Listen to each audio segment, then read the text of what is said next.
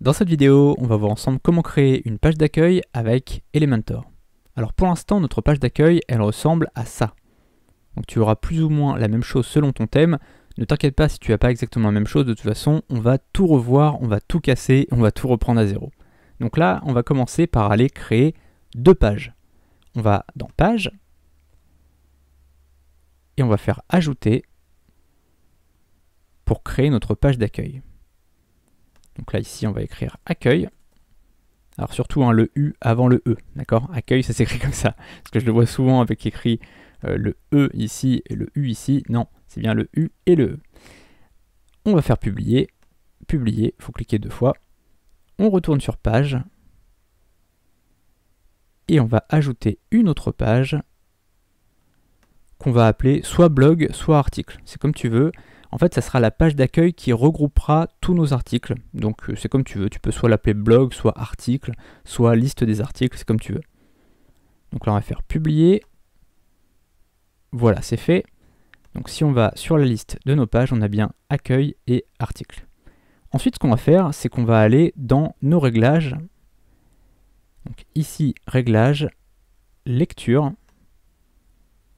Et on va choisir notre page d'accueil. En fait, par défaut, il faut savoir que WordPress, comme je te le disais, c'est un CMS, un logiciel de gestion de contenu pour créer un blog. Et donc, par défaut, c'est les derniers articles qui s'affichent sur la page d'accueil. Là, ce qu'on va faire, c'est qu'on va décider que la page d'accueil, c'est la page qui s'appelle accueil, et la page des articles, c'est la page qui s'appelle article, tout simplement. On va aller enregistrer. Et là, forcément, si on met à jour, on va toujours avoir quelque chose de moche, mais ça va être un petit peu différent. Tu vois qu'ici, on a accueil, et on a toujours un peu nos menus qui sont très laids. C'est pas grave, on va continuer maintenant. On retourne sur le tableau de bord, et on va donc créer notre page Elementor. Pour créer notre page d'accueil avec Elementor, on va aller ici sur Page.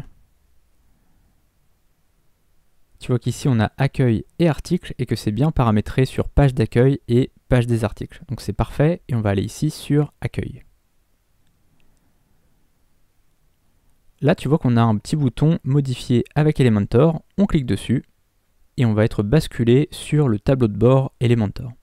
Tu vois qu'ici, par défaut, on a encore des éléments de notre page. Si on descend, tu vois qu'on a les catégories, les commentaires récents, etc. C'est pas forcément très joli, mais ne t'inquiète pas, on n'aura plus ça dans quelques instants. Donc là, ce qu'on va faire justement, pour plus avoir ça, on va cliquer sur Réglages ici. Tu vois la petite roue crantée qui est juste là. On va descendre là, Modèle de page, et on va faire Elementor Canvas. Et là, on va faire Mettre à jour. Et donc, on n'a plus rien. Tu vois qu'ici, on n'a vraiment plus rien, c'est une page blanche. Et on va aller faire une chose tout de suite. J'en profite pour le faire tout de suite parce que c'est important de le faire dès maintenant. C'est aller sélectionner les couleurs dont on va avoir besoin. Tu sais que quand on fait un thème, c'est bien d'avoir une identité visuelle cohérente, d'avoir nos propres couleurs. Et tu te souviens que sur le module 5euros.com, on avait sélectionné des couleurs, enfin en tout cas un bleu. Donc là, ce que je vais faire, c'est que je vais retourner sur 5euros.com, sur Canva, pour retrouver les couleurs qu'on a utilisées pour notre miniature 5euros.com. Je retourne dessus. Je peux fermer ça. Et là, en fait, on va cliquer ici. Tu vois le petit bleu ici. On va cliquer dessus. On va faire ça. Et on va faire le petit plus ici. Ça va nous permettre de trouver le code couleur du bleu. Je vais retourner ici sur Elementor. Et je vais remplacer cette couleur-là dont on n'a pas besoin. Je vais mettre mon petit bleu. Donc là, déjà, on a le bleu. Et puis, je ne vais pas en rester là, je vais garder aussi une autre couleur, par exemple un rouge et un vert. C'est important toujours d'avoir des rouges et des verts quand on fait des thèmes. On verra ça dans la suite des vidéos. Donc là, on va prendre un vert, le petit plus, on prend le code couleur. Alors quand je fais copier, là tu vois, je fais CTRL-C, et ensuite je fais CTRL-V pour le mettre ici. D'accord?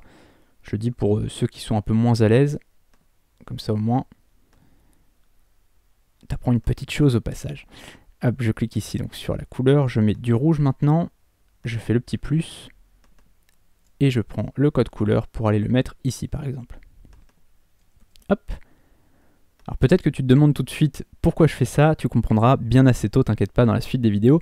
C'est toujours important en fait, je t'explique, d'avoir une ou deux couleurs, plus du vert et du rouge, parce que en fait, on va toujours en avoir besoin, notamment pour les boutons par exemple, mais on parlera de ça dans la suite des vidéos. Donc là c'est bon, on a nos couleurs et on va pouvoir donc personnaliser notre thème, ou plutôt déjà charger un thème. Pour charger notre thème, ou notre modèle, hein, c'est comme tu veux, au niveau du mot tu peux dire thème, template, modèle, c'est comme tu veux, c'est la même chose.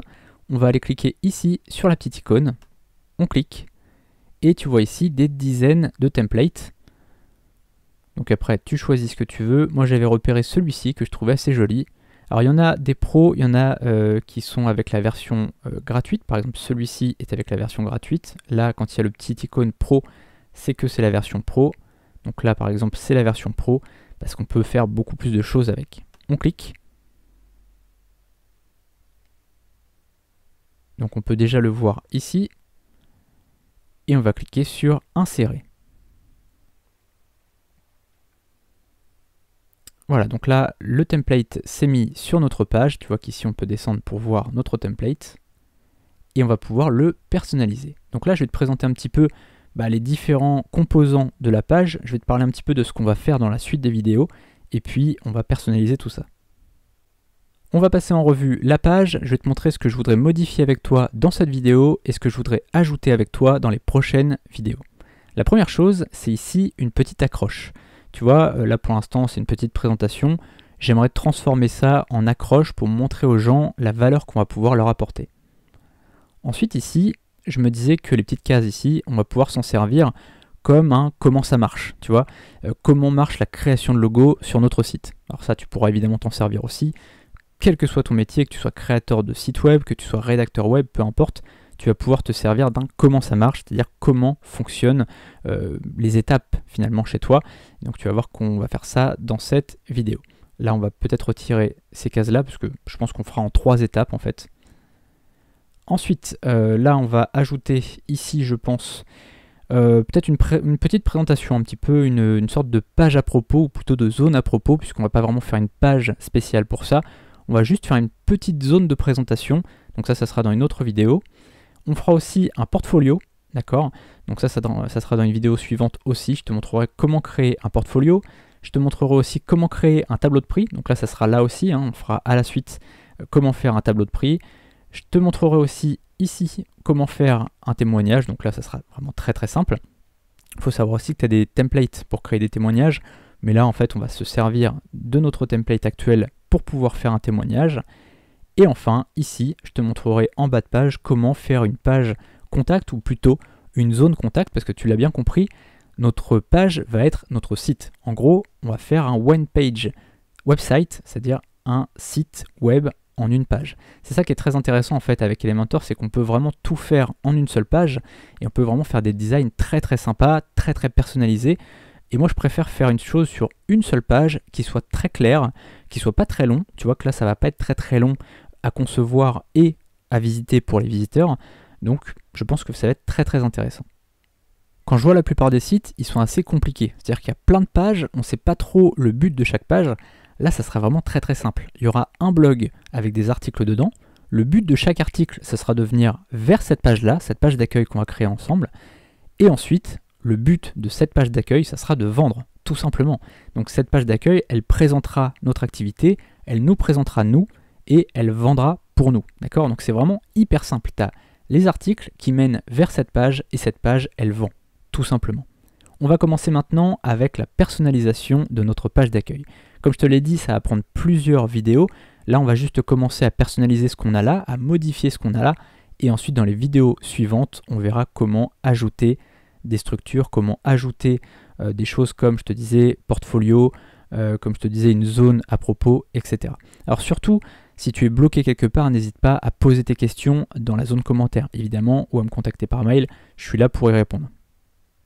On va commencer ici par cette petite accroche. Donc là, tu vois qu'on a une couleur qui est assez jolie, mais c'est pas notre couleur. Donc on va cliquer ici sur la petite icône colonne, on va aller dans style, et ici, dans les couleurs, on va choisir tout simplement notre bleu.